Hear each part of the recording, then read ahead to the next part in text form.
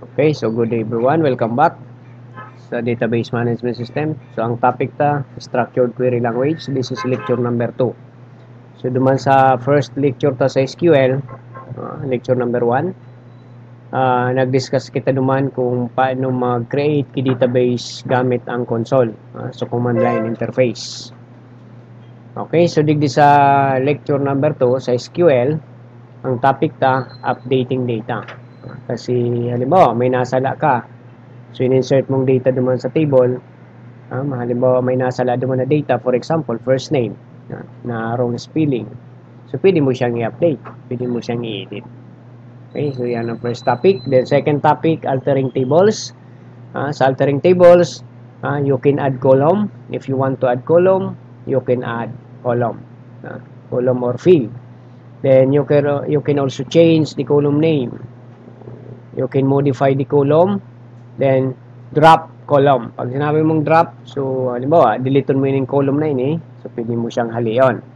O kaya, sa letter E, rename column name. Okay? So, I think si change column name and then rename, parang pareho man sana. Kaya alam ta na siguro yung rename. Change column name. Modify column, then drop column. Okay, so para mag-ibo tayo na topic na yan, of course, i-access tagaray so command prompt. So, command line interface. Okay? So, sabi ko na nga balikan tagaray. Madigdi kita sa i-search ta kasi this is Windows 8. Type lang kita dyan key, CMD, command prompt. Okay. Pag luwas, pwede mo siyang enter. Okay. Then, ma-change directory. Change directory para makadumang kita sa drive C, CD, /. Okay. So, sabi ta na nga ang duman sa previous lecture ta, ang path, kung hain so mysql.exe, yawon siya duman sa SAMP, MySQL na folder, SAMP na folder, MySQL na folder, then bin na folder. Okay, so ang kumanta cd, ngunyan i-shortcut na, kansaro pigsaro-saro ko. So pwede mong diretsohon. SAMP /mysql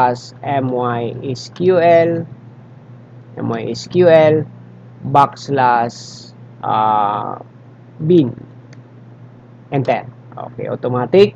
Yaw na kita digdi sa bin na folder na kung saan yaw dyan sa mysql.exe. So, ma-type na kita. mysql negative view then root na user. Semicolon. Then semicolon kasi nasa prompt pa. Enter. Okay, so yaw na kita sa mysql console. So, nasa laro na kitang mysql environment. Okay, so ang database na gagamiton ta. So, ginamit na kang previous. Ano nga nito? Lecture DB. Okay, show database na una. Show databases, semicolon. Yun. Okay, so lecture DB, yawon siya digdi. O yan, biga point ko kang araw. So, para magamit ano sa command gani? Kasi dakulo na database. So, kay puhan, ma-identify lang kita ki database na gagamiton ta digdi sa lecture. So, ang database that we'll be using in this lecture, so lecture DB na database. Okay, kaya ang command use lecture DB. Okay, ngunyan tanasa laog lang kita kang MySQL, ma-semicolon ka na. Enter. Yan, database change. Okay, so i-show tables ta. Tanganing mahiling ta sa mga tables. So binibuto kang previous lecture, tables. Yan. So ang gagamiton ta digdi ining student. Yan. Student. Mapa-display na kita kasi apply tang una so pag-update. Yan, paano kita ma-update? Hilingon tang una sulaog kay ning student na table. Okay. Ano sa command gani? Pag hilingon so content, i-retrieve, select, asterisk from student. semicolon, enter. Okay, yan. So, ngunyan, ang i-update ko digdi, halimbawa, ining first name niya. Dadagdagan ko ki Juan Pugi. Okay, dadagdagan ko siya. Then, ining middle name niya, papalitan ko siya ki Smith. Yeah, i-update siya. So, paano kita ma-update? Ano ang command? Ang SQL command para mag-update ki data o record. Ang command, update. Yeah. Then, so table name. Anong table name ta? Student. Okay? Then, set space. Anong column? Anong column name kang i-update ta? Ang i-update ang column is Tio F name or student F name. Kaya set is Tio underscore F name equals. Papalitan ta ki ilawag sa double quote Juan Pugi. Yan. Comma. Kasi duwang i-update ta. So, yung M name. So, middle name. Papalitan ta ki Smith. Is Tio M name equals. Ano ipapalita? Smith. Smith. Okay. So, yan na. I-change tayo yan na duwang columns. So, kay ID number na 2021-001.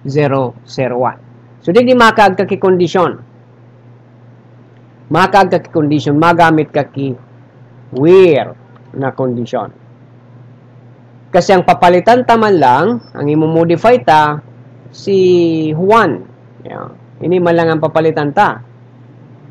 Kaya kay po ang mag-condition. Kasi kung dahil ka mag-condition, inigabos, papalitan yan. Pati ning kay Maria, papalitan ini.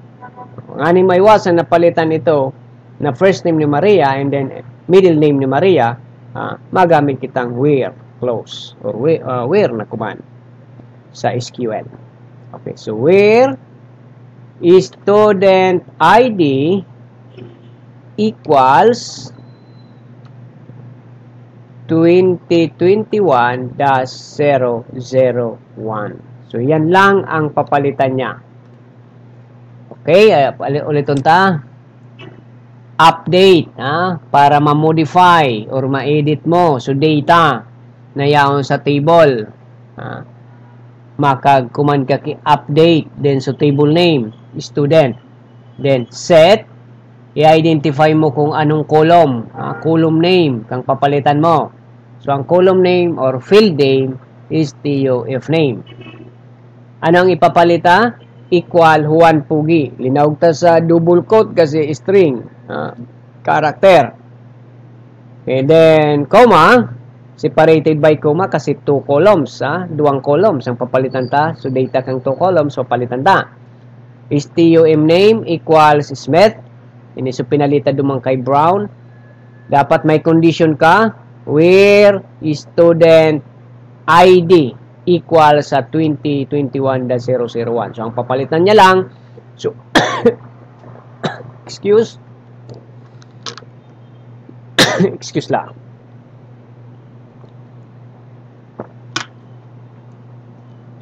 Napadukan kita.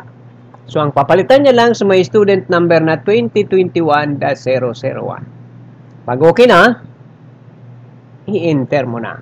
Enter. Okay. Query, okay. So, i-check ta kung talagang nag-update man agad. Select asterisk from student. Semicolon, enter. O, diba? Juan Pugi, then Smith. Napalitan ta na. Ayun. Okay. Next. Okay, so sana naintindihan na araw ka ng pag-update.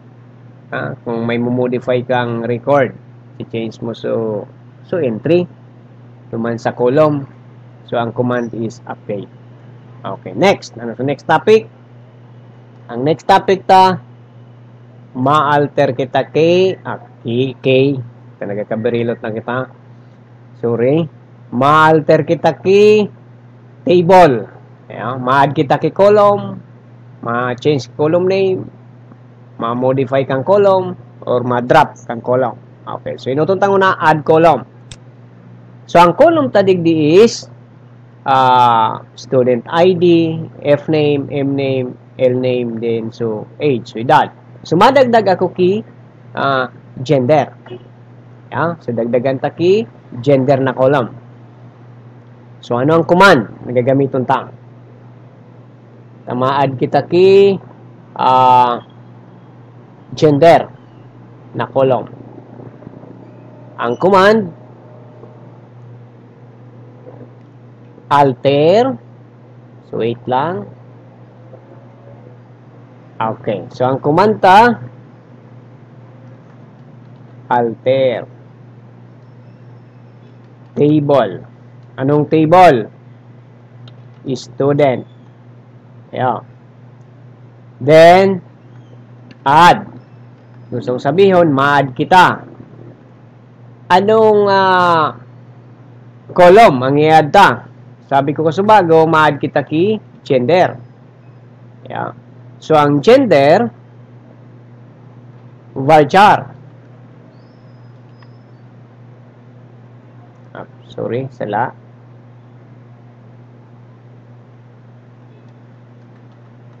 Varchar sa gender, libunta lang ng mga 10 na characters. Okay, alter, table, student, add, gender. Varchar, 10 characters. Semicolon, enter. Okay, ano sabi? Query okay. Okay, lingon ta kung igwaman ang God. Select, o kaya describe. Describe ta. Describe student. O, diba? Igwa na. Kuya na. Gender. So, right. Ilingon ta kung may laog. Siyempre din, laog. Select asterisk from student. Siyempre din, kay laog. O, diba? Null. Null ang entry. So, ngunyan, ang gibon tayo update ta. So, dapat, ini si Juan, male ang gender. Si Maria, siyempre, female. Okay. So, makakuhan kita. Update. Student. Tapos, ano na ito? Set. Gender. Equals. Male. Okay. Kailangan nito i-try ta na day kita magamit kay itong where. Where na condition. Where close. Day kita magamit. I-semicolon ko na and then enter ko. Hilingon ta kung ano ang mangyayari. Okay, sabi query okay. Select, display ta, select asterisk from student. Di ba? Pareho male. In-update niya gabos. So, kaya importante itong condition. Kasi imagineon mo, kung igwa ka na digdiki, simple sana, 1,000 records, may 1,000 records na yung table mo. Then, nalingawan nung mag-condition sa pag-update. Gabos ito kakaganan ki male. Okay. So, i-update agraray si Maria. Palitan ta siya ki female. Update. Student, set gender equal sa female. Mangibo na kitang condition where student ID equal. Anong student ID ni Maria? 2021-002. Okay. Then semicolon. Enter.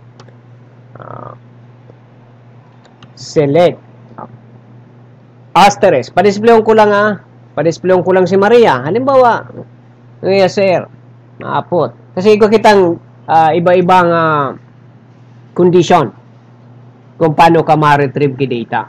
So, dahil ka pa ito pigtuturo. Kasi yaw, basta na kita digdi sa pag-insert, pag-update, then, so, common na pigagamit, pag ma-retrieve ka data, so, select asterisk. Yeah. Saka na itong sa mga iba-ibang style, kung paano, iba-ibang conditions on how to retrieve data from table kang sa tuyang database. So, dagdagan ta. So, na-discuss ta na select asterisk. Gusto kong pa-displayon lang so, record ni Maria na ang ID number niya 2021-002. Okay? So, makag ako digdi. Select asterisk from student where, gamiton muna naman sa condition, where student ID, okay lang maski small letter okay lang yun na maski small letter, piga-capital ko lang kasi para mas ma-highlight siyang marami. Okay, so where student ID equal sa 2021-002 then semicolon yun. So ang ma-display lang dyan, so record ni Maria. So yan, so SQL command. Select asterisk or SQL statement, sorry.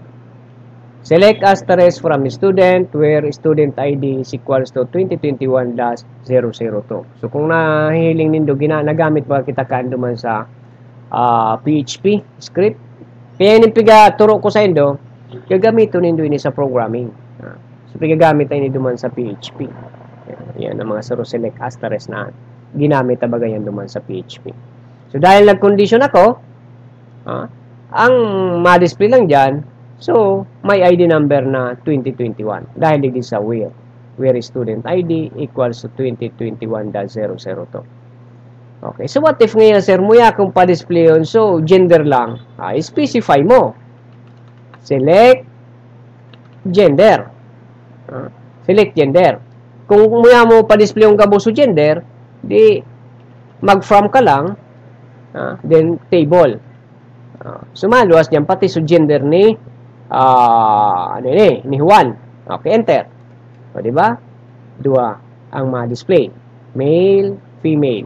So, gender yan ni Juan kasi Maria. Okay. Madagdag kita kay column.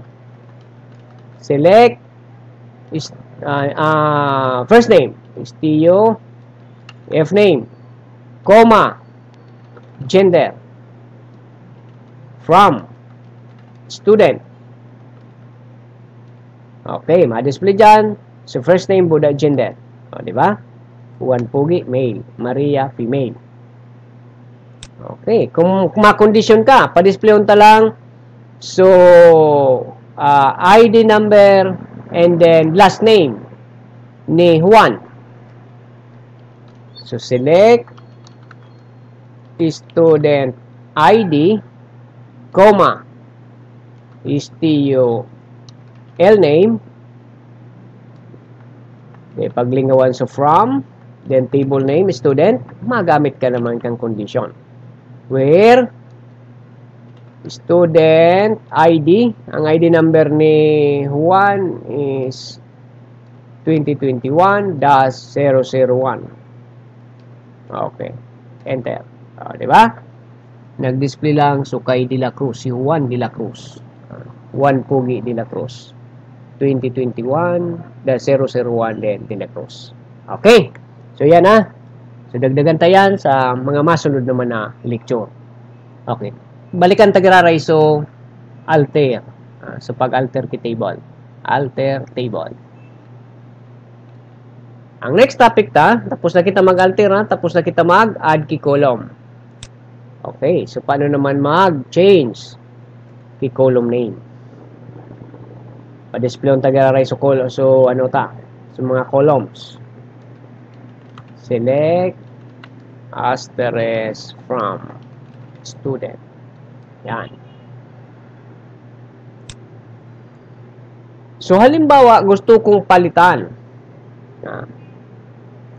Palitan ko so ining Istio M name. Palitan ko siya ki Istio MI. Okay? Palitan ta ki Istio MI. O kaya ining gender, unin lang sigurong gender, palitan ta siya ki sex. Kasi sa ibabaga nga pud kan araw kini. Pero garo malain. Okay? Garo iba. Auto na lang na M name. So itong Istio M name palitan ko kay Istio MI. I-modify ta. So pangaran niya.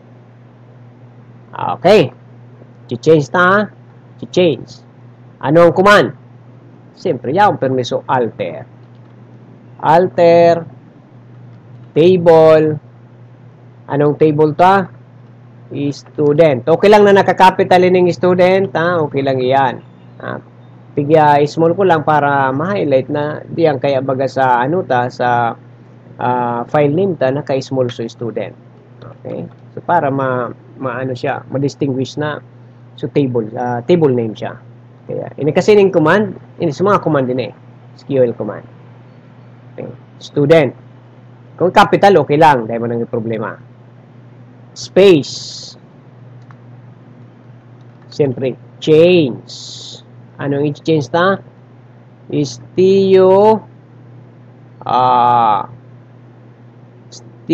M name. Yun. Palitan taki palitan ta siya ki Istio MI. Then, siyempre, varchar. So, 100 characters. Semicolon, enter. Okay, ano sabi? Alter table student change, Istio M name. Oniso dati. Oniso ipapalit na Istio MI. So, may specify ka mangyari kung anong type. So, varchar, then 100 characters. So, ilingon ta. Select asterisk from student. O, di ba? So, yan. MI na siya. MI na.